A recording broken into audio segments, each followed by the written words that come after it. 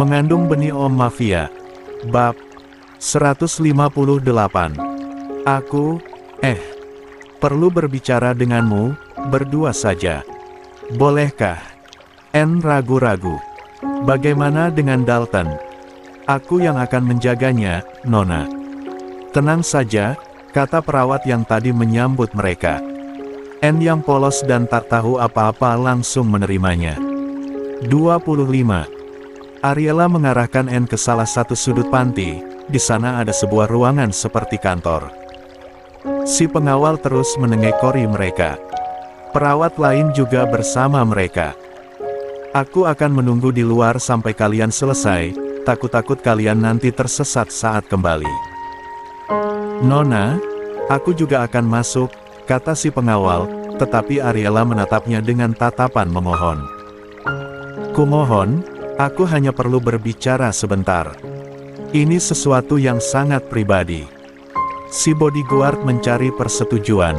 Anne mengangguk. Akhirnya si pengawal menunggu di luar bersama perawat yang tadi bersamanya. Di dalam, Ariela bergerak-gerak gelisah karena gugup. Anne menunggunya dengan sabar. Jadi, apa yang akan kau katakan, Nona Ruby? Ariela menatap gadis itu. Nona Anne, aku akan pergi setelah ini.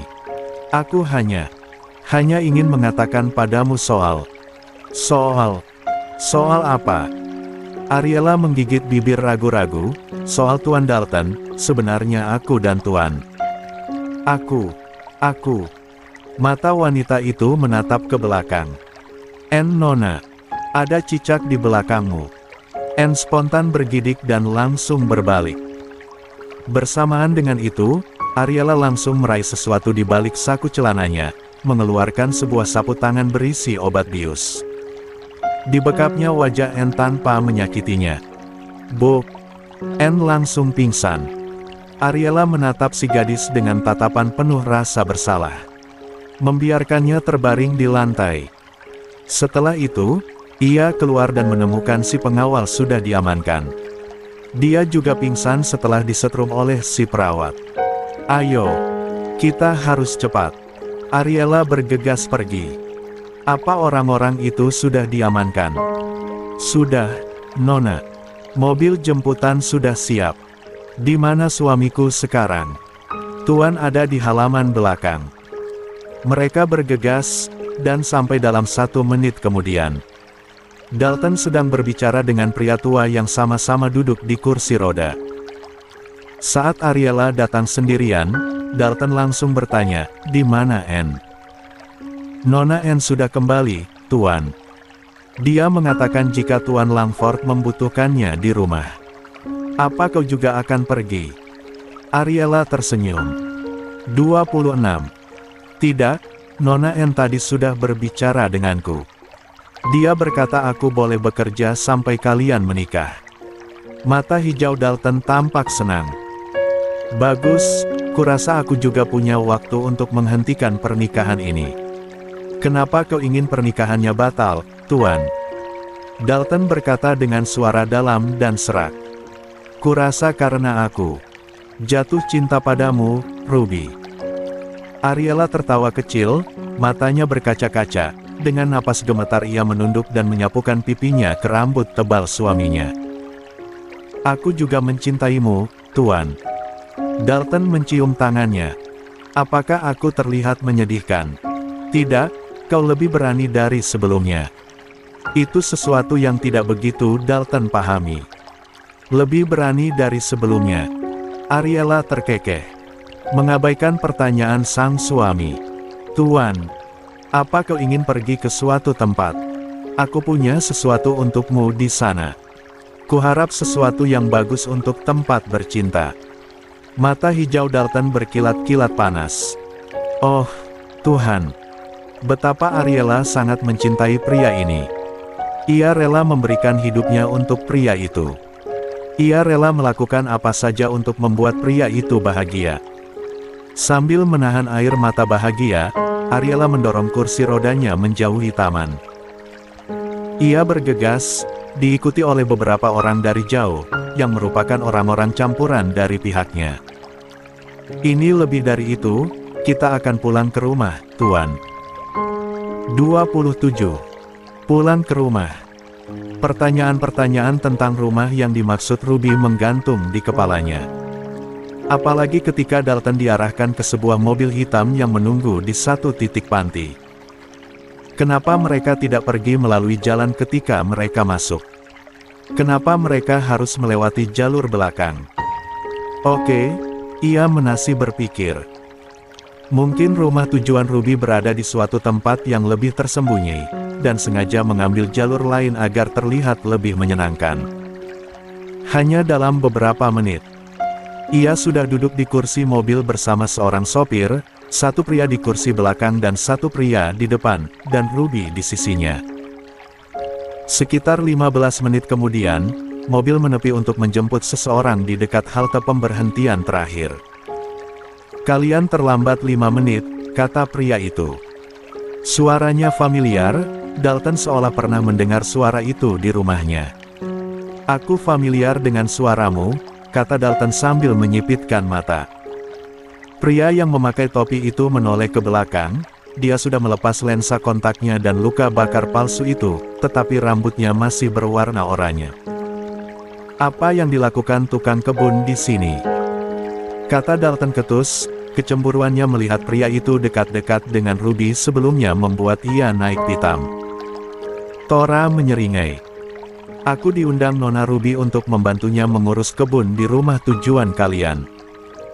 Mobil sudah melaju lagi. Dalton menggerutu. Sial. Aku tidak mengerti kenapa Ruby sampai membawamu bersamanya. Apa kau marah? Suara tawa Tora terdengar geli. Untuk itulah Dalton semakin geram. Diam. Senang rasanya membuat orang lain merasa cemburu. Lebih baik Dalton dipotong lidahnya daripada harus mengakui bahwa ia sangat cemburu. Turunkan dia. Tentu saja kau tidak bisa menurunkanku sembarangan di sini. Lakukan saja, cepat turunkan dia. Perdebatan kedua pria itu membuat Ariela yang merasa tegang, sedikit santai. Namun, rupanya ketenangan itu tidak bertahan lama. Setelah berpindah ke mobil lain dan mengubah jalur. 28. Pelarian agak tidak dapat dilacak. Baru setengah jam perjalanan, ketika mereka tengah melewati daerah perhutanan, menuju rumah yang disebutkan Ruby. Tahu-tahu saja mobil mereka sudah dikejar oleh musuh. Sial. Mereka berhasil mengejar kita. Mengejar. Siapa? Dalton langsung tegang. Bersamaan dengan itu, terdengar baku tembak di belakang. Kita harus cepat. Tembakan bertubi-tubi mulai menghujani mobil mereka. Sopir membanting setir, mencoba menghindari rentetan peluru yang berdesing di udara. Mereka mengepung kita dari belakang dan samping. Teriak salah satu agen. Oh. Aku tidak mengira kita akan ketahuan secepat ini. Tora berkata, merunduk, Ruby. Tuan, kau juga harus merunduk. Ariela menarik Dalton ikut merunduk, sambil melakukannya ia meraih pistol yang diselipkan di sisi kursi. Dor, dor, dor. Rentetan peluru itu makin menghujani mereka. Dalton menggertakkan gigi, kepalanya sakit. Kakinya bahkan terasa amat sangat lemas. Sialan. Setelah 1 bulan merasa jauh lebih sehat, sekarang ia merasakan gejala itu lagi. Lelah dan lemas tak wajar. Kita butuh bala bantuan. Bala bantuan sudah datang. Tapi orang-orang ini jauh lebih banyak dan... Sambungan terputus. Tora mengumpat. Jawab aku, brengsek. Jawab. Tidak ada jawaban. Brengsek. Ariela menggertakkan gigi, mendengar agen yang memberi informasi dari alat komunikasi mulai berhenti mengirimkan laporan. Tidak, jangan mati, bisik Ariela. Kumohon, semoga tidak ada korban dari pihak kami, pikir Ariela. 29. La menyembunyikan satu tangannya yang memegang pistol. Mobil melaju kencang. Beberapa orang di dalam mobil pengiring mereka satu persatu berhasil dilumpuhkan. Sial. Para agen itu saja sampai kalah. Bagaimana dengan mereka? Kali ini, Ariela tahu ia dan Dalton pasti tidak akan dilepaskan. Jika mereka membiarkannya hidup, itu karena mereka ingin menyiksanya. Untuk itu, mereka tidak boleh sampai tertangkap lagi. Karena itu artinya, mereka benar-benar tidak bisa menghindari apa yang disebut sebagai pertempuran besar. Dalton menggertakkan gigi, peluru membuat kaca mobil pecah berhamburan di sisinya. Ariela menarik erat pria itu ke bawah untuk berlindung. Pertempuran ini, kejar-kejaran ini rasanya begitu familiar, pikir Dalton. Sial.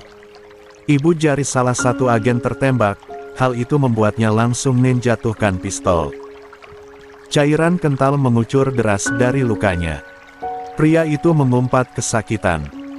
Aku tidak bisa menembak lagi, kata pria itu pada Tora, ibu jarinya hancur. Di depan, Tora sibuk menembak sendirian. Teman si agen yang berada di sisi lain mobil ikut menerima peluru. Untuk yang kedua kalinya, peluru itu mengenai bantalan ibu jari si agen, membuat tulangnya hancur seketika. Sial. Agen itu masih dipenuhi tekad, sambil menggertakkan giginya, dengan gigi pria itu mulai menembak lagi menggunakan sisa tangannya yang sehat. Bantu aku, sialan. Aku butuh bantuan. Tora mengumpat pada alat komunikasi pada rekannya dari kursi depan, terus menembak. Dia berulang kali mengisi slot peluru. Benar-benar sangat kewalahan menghadapi orang-orang itu sendirian. Tora butuh bantuan. Kau harus membantunya, Ariela. Demi keselamatan mereka semua, katanya. Maka, tanpa gentar Ariela segera mengangkat tangannya yang memegang pistol. Ia menurunkan setengah kaca jendela mobil. Tora mengumpat lagi. Jangan coba-coba kau lakukan itu, Ruby. Tidak.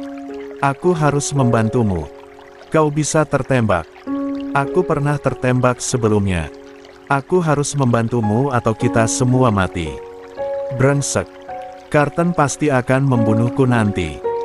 Ariela tidak peduli. La sudah bertekad. Tatapannya tajam dan fokus, jauh berbeda dari sosok Ruby yang nakal dan lembut. 30. Aku sudah berlatih selama lebih dari setahun, aku pasti bisa melakukannya, bisik Ariela. Wanita itu menggertakkan gigi saat itu, ia berhasil mengendalikan 3 orang musuh secara beruntun, meskipun ia perlu membuang beberapa peluru ke badan mobil. Kita tidak boleh kalah. Lindungi Dalton dengan nyawa kalian. Musuh terus berdatangan, dalam jumlah banyak. Menyerbu mereka yang merupakan kelompok kecil. Seperti serigala yang menyerang beberapa domba tersesat. Mereka dihajar habis-habisan. Satu persatu orang-orang mereka tertembak. Setidaknya ada 5 mobil hitam mengepung mereka, masing-masing berisi pria bersenjata lengkap. Sialan. Kalau saja kau tidak terburu-buru, Ruby. Aku tahu. Ini semua salahku, kalau saja aku bisa bersabar. Ariela menggigit bibirnya. Ia mulai menembak. Beberapa tembakannya ke mobil di sisi mereka membuat kaca pecah. Dengan mata menggelap dan fokus, Ariela mengarahkan sasaran ke tangan orang-orang itu. 1, 2, 3. Berhasil. Mereka tidak akan bisa menembak lagi. Duduk tanpa melakukan apapun. Dalton menatap kekacauan di sekitarnya. Meskipun tubuhnya lumpuh, adrenalin dalam darahnya menggelegak bak air mendidih. Baku tembak ini terasa familiar, dan serangan rasa sakit di kepalanya mulai datang bertubi-tubi. Namun, ia tidak bisa mengabaikan apa yang terjadi di sekelilingnya. Rasa sakit itu harus disingkirkan. Lebih tepatnya, ada sesuatu dalam dirinya yang tergerak, seolah naluri lamanya bangkit. Tanpa berpikir panjang, ia berteriak pada si agen yang terluka dan berlindung di balik ceruk kursi mobil. Berikan pistolmu padaku. Si agen yang hampir pingsan itu bergegas dengan susah payah melemparkan pistolnya. Dengan mulut terkatup rapat, Dalton meraih pistol itu. Ariela membungkuk ke dekatnya dan berteriak, "Tuan Dalton. Apa yang kau lakukan?" Dalton tidak menjawab. "Dalton, kau harus berlindung." "Tidak akan, Ruby. Tidak akan. Aku mungkin tidak berdaya sekarang, tapi aku tahu. Aku bisa membantumu, jangan remehkan aku," katanya sambil mengeraskan rahang. "Dalton, apa benar kau? Kau bisa menembak?" Ariela tergagap, hatinya berdebar keras. "Aku tidak tahu kenapa, tapi tanganku bergerak sendiri. Kurasa aku bisa menembak," jawab Dalton singkat, suaranya rendah dan dalam. 31. La mulai menembak, mengenai ban salah satu mobil musuh hingga kendaraan itu terguling. "Aku tidak tahu apa yang sebenarnya terjadi, Ruby. Nanti, kau harus benar-benar menjelaskan ini padaku." Mata hijau itu menyorot tajam. Peluru berdesing, mereka langsung merunduk. "Kali ini, kau tidak akan bisa mengelak lagi dariku. Kau harus mengatakan apa sebenarnya tujuanmu," kata Dalton di antara suara keras senjata yang ditembakkan. Pria itu menegakkan tubuh lagi. Tangannya bergerak lincah, dengan kecepatan dan ketepatan yang luar biasa. Ia membuka jendela lebih lebar dan mengarahkan pistol ke salah satu mobil yang mendekat. Dor, dor, dor. Dalam 3 tembakan cepat, kaca depan mobil itu pecah, dan sopirnya terkulai lemas di kemudi. Mobil musuh tergelincir keluar jalur, menabrak pohon dengan keras hingga ledakan terjadi. Asap hitam membumbung tinggi ke udara. Ariela yang berada di sisi lain jendela, menoleh, takjub melihat Dalton yang memegang pistol dengan mantap meski dalam posisi duduk di kursinya.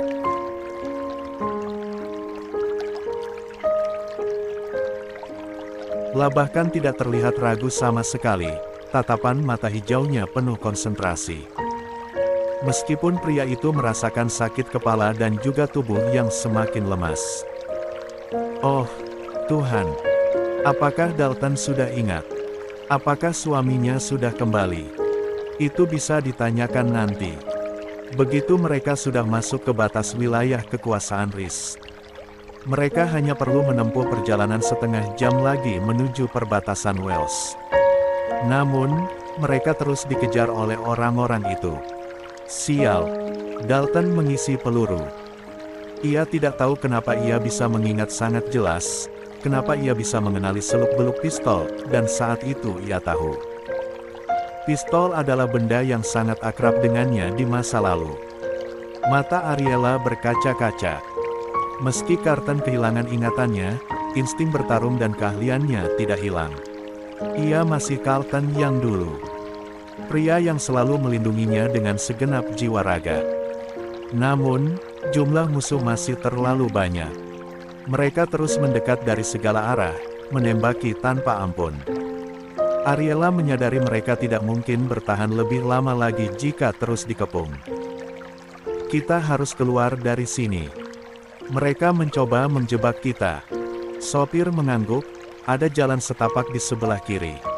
Kita bisa memotong jalan lewat sana." "Tancap gas," perintah Ariela. Mobil melaju kencang, membelok tajam ke jalan setapak yang menurun curam. Pohon-pohon lebat menghalangi pandangan, dan mobil berguncang keras melintasi medan yang berbatu. 32. Musuh tidak tinggal diam. Mereka terus mengejar, menembak dari belakang. Salah satu peluru mengenai kaca belakang, memecahkannya berkeping-keping. Agen yang duduk di kursi belakang terkena pecahan kaca, namun ia tetap bertahan dan membalas tembakan dengan gigih meskipun menggunakan tangan kirinya yang tidak ahli. Dalton terus menembak dari jendela samping, gerakannya gesit dan akurat. Meskipun duduk di kursinya, tubuh bagian atasnya masih sangat kuat dan refleksnya tajam, kendati itu hasil dari paksaan. Karena Dalton mulai merasakan tubuhnya lebih tak karuan lagi, pandangannya terasa berkunang, dan ia lelah tanpa sebab. "Aku tidak boleh hilang kesadaran di sini. Dor, dor." La berhasil melumpuhkan 2 mobil musuh dengan menembak sopir mereka, sementara Tora menyerang orang-orang sisanya.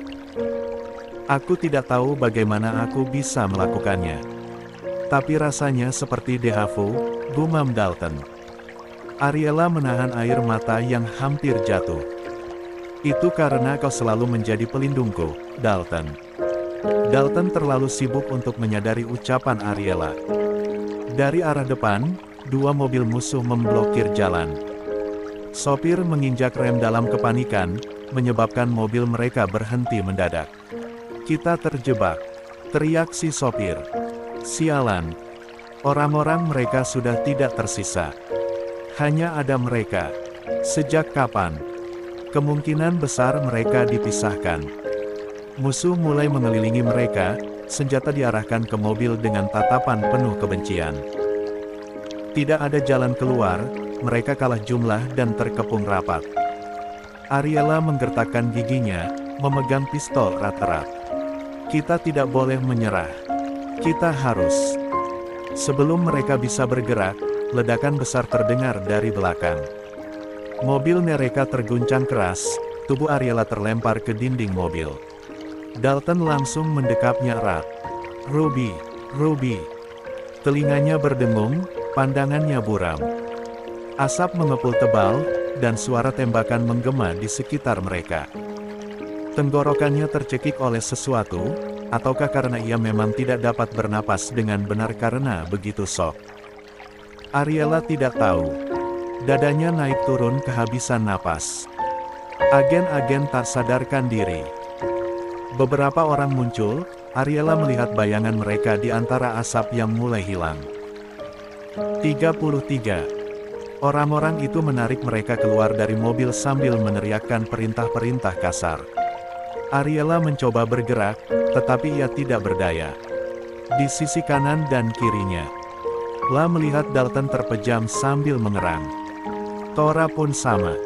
Tubuh mereka terkapar di tanah. Ariela mencoba bangkit, namun tubuhnya lemas. Pistolnya terlempar entah kemana. Beberapa orang datang. Mereka mencengkeram tangan Ariela, Dalton dan Tora, memborgol tangan mereka dengan kasar. Dengan sisa-sisa tenaganya Ariela meronta, berusaha melawan meski tubuhnya lemah. Carton, sadarlah. Ia mencoba memanggil. Carton mencoba untuk terjaga, tetapi tubuhnya sangat lemas dan kepalanya kesakitan. Ketidakberdayaan itu bukan hanya karena efek ledakan sebelumnya, tetapi karena sesuatu. Carton diberi obat oleh Anne pagi tadi, bukan? Dia akan segera kehilangan kesadaran, biarkan saja pria itu, dia tidak akan sadar selama beberapa jam ke depan, terdengar suara berat dari jauh. Suara Evan. Ariela mendongak. Lepaskan kami. Jangan sentuh suamiku. Teriaknya putus asa. Dalton sudah tidak bergerak lagi, dia hilang kesadaran. Terdengar Evan tertawa ringan. Suamimu. Jadi kau akhirnya mengaku, Nyonya Rutherford. Seorang musuh datang, langsung membawa Dalton dan memasukkannya ke mobil. Dalton.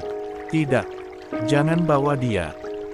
Ariela berusaha merangkak, seseorang mencengkeram bahunya kuat-kuat, mencoba memaksanya berdiri, ia meronta. Lepaskan aku. Sebuah tinju menghantam perut Ariela. Napas wanita itu tercekat, tubuhnya bergetar kesakitan. Ia mendongak. Keheh. Kau benar-benar biadab, Evan. Aku tidak akan pernah memaafkanmu. Evan terkekeh. Satu-satunya alasanmu kubiarkan hidup adalah karena kau masih berguna, Ariela.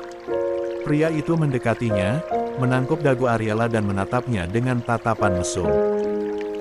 Aku mencintai Claudine, tapi sebagai seorang pria normal aku tetap penasaran dengan sesuatu di balik pakaianmu. Setiap malam saat kau bercinta dengan Carton, aku sangat menikmati mendengarmu mendesah, Ariela. Evan tersenyum. Kau wanita yang panas, benar-benar nakal. Aku juga ingin dihisap oleh mulut mungilmu itu, dan aku akan membiarkanmu hidup tanpa sepengetahuan Claudine. 34. Cuy. Ariela meludah di wajah pria itu. Evan tertawa. Sial. Wanita berambut merah memang sesuatu. Aku sangat menyukainya. Kau akan mati, Evan. Begitu Carton kembali, dia akan membunuhmu. Pria itu menyeringai. Bawa dia dan hubungi Claudine, istriku itu selalu tidak sabaran. Dengan anggukan kepalanya, Evan memerintahkan anak buahnya menyeret Ariela dan Tora, memasukkannya ke dalam van hitam yang menunggu di sisi jalan. Salah satu pria bertopeng mengeluarkan ponsel dan menghubungi seseorang. Kami berhasil menangkap mereka. Carton, Tora dan Ariela ada di tangan kami sekarang. Ya, kami akan membawanya ke markas. Pintu van ditutup dengan keras. Kendaraan itu melaju kencang, meninggalkan medan pertempuran yang penuh puing dan asap. Ariela dan Carton kini menjadi tawanan. Nasib mereka berada di tangan musuh yang tidak kenal ampun.